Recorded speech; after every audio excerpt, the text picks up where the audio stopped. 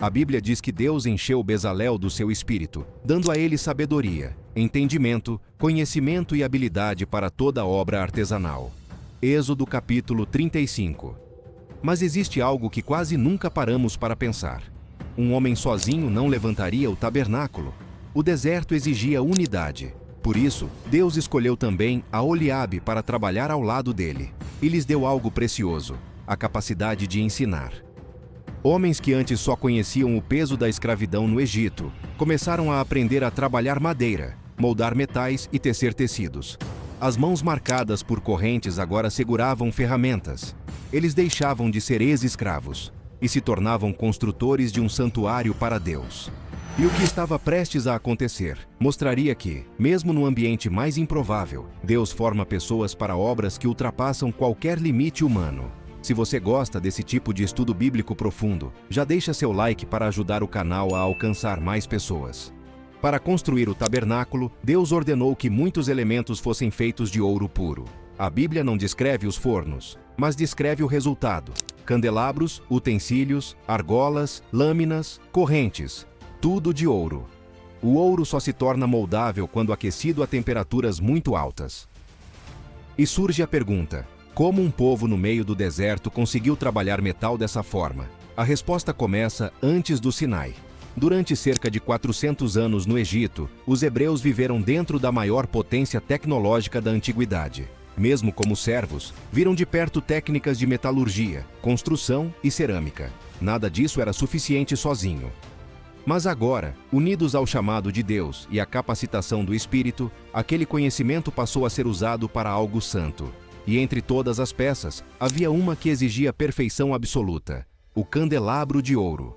Deus ordenou que fosse feito de uma única peça, não soldado, não montado, martelado de um só bloco, um talento de ouro.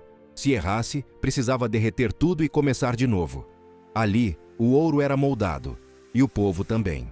Mas o tabernáculo não era feito só de ouro. Sua estrutura era de madeira de acácia, uma árvore torta, cheia de espinhos, difícil de trabalhar. Não era madeira nobre, mas Deus escolheu justamente ela. Por quê? Porque a acácia é resistente, não apodrece fácil, suporta clima extremo. Era a madeira do deserto, assim como o povo. Cada tábua precisava ter medidas exatas, sem improviso, sem adaptação pessoal. Transformar troncos tortos em tábuas retas exigia esforço físico extremo. A Bíblia não romantiza isso. Ela diz apenas: fizeram conforme o Senhor ordenou. O comum se tornava sagrado.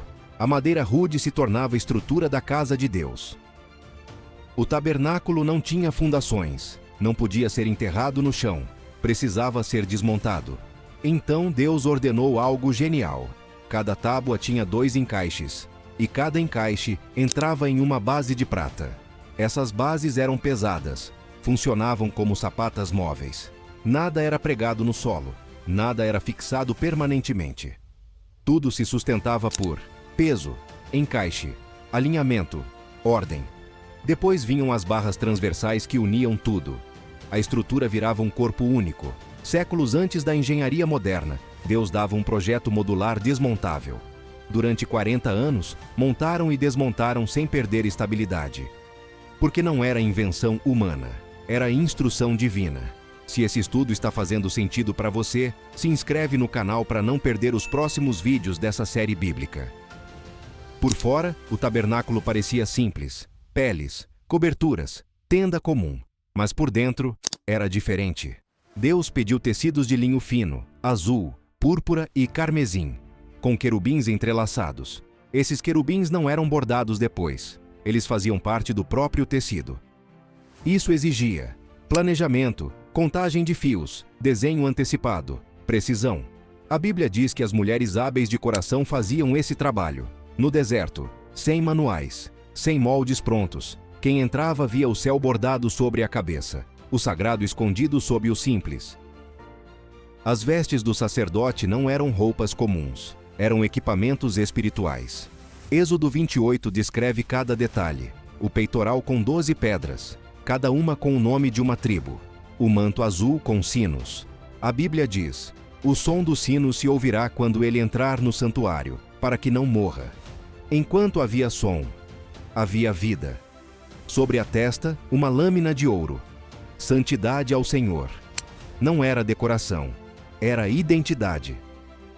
Quando tudo ficou pronto, Moisés levantou o tabernáculo, cada peça no lugar. Então algo aconteceu. A nuvem desceu. A glória do Senhor encheu a tenda. Nem Moisés conseguiu entrar. O tabernáculo deixava de ser obra humana e se tornava casa habitada por Deus.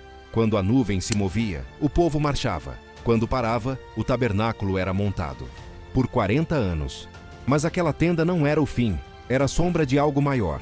Mais tarde viria o templo, e depois, algo ainda maior. No próximo vídeo vamos ver como essa tenda no deserto se tornou o templo mais impressionante da antiguidade. Ative o sininho para acompanhar. O tabernáculo ensina algo profundo. Deus transforma deserto em lugar de glória. Transforma escravos em construtores. Transforma madeira torta em coluna dourada. Ele não escolhe o material perfeito, ele forma o material. E talvez hoje você se veja como acácia. Torto, simples, sem valor aparente. Mas nas mãos de Deus, até o improvável se torna morada da glória. Que Deus venha te abençoar hoje.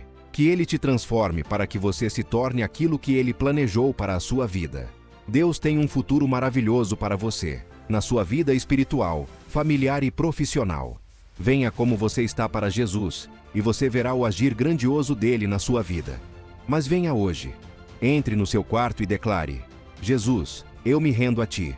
Toma toda a minha vida e transforma-me conforme a Tua vontade. Que Deus te abençoe e até o próximo vídeo.